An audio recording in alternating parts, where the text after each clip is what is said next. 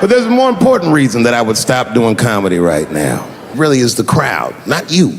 I'm talking about the crowd on the big stage. It's too hard to entertain a country whose ears are so brittle. Everything you say upsets somebody.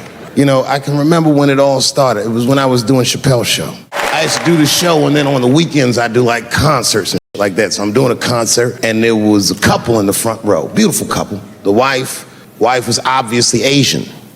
You could see it in her face. The husband, this motherfucker, was mysterious, to say the least. Couldn't quite pinpoint where he was from. Caramel-colored fella, very nice hair, but he could have been from anywhere. Bangladesh, Mexico. I can't guess with a nigga like this. All I knew for sure about this guy is that his wife was a bitch. I could see that in her face, too. No, he was laughing and having a good time, and she was scowling at me at a goddamn comedy show. I couldn't figure it out. And then I realized at some point that she was pregnant, and I was smoking on stage. I said, oh my God, that's probably why she's mad. So I started to put my cigarette out, but then she hit me with one of them fake non-smoker calls. So I just kept smoking. I thought to myself, that babe will be fine, relax. And I tried to break the tension. I just asked her, that's all I said. I go, hey, where are you guys from anyway? And I could tell that she was on to me. She goes, very condescendingly, she says, I'm from California. If you're asking my ethnicity, I am Chinese. And her husband was just cool about this shit. He was like, I'm Mexican, bro.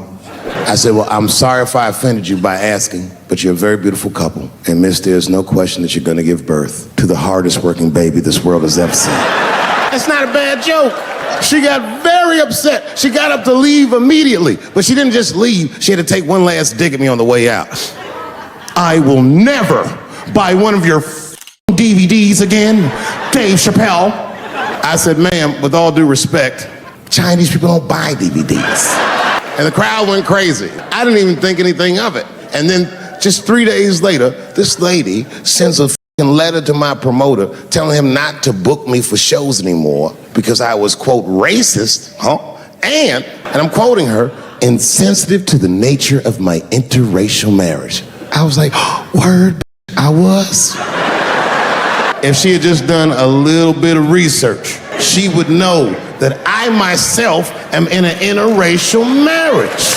In fact, my wife is Asian too. Surprise. I'll see you on Thanksgiving.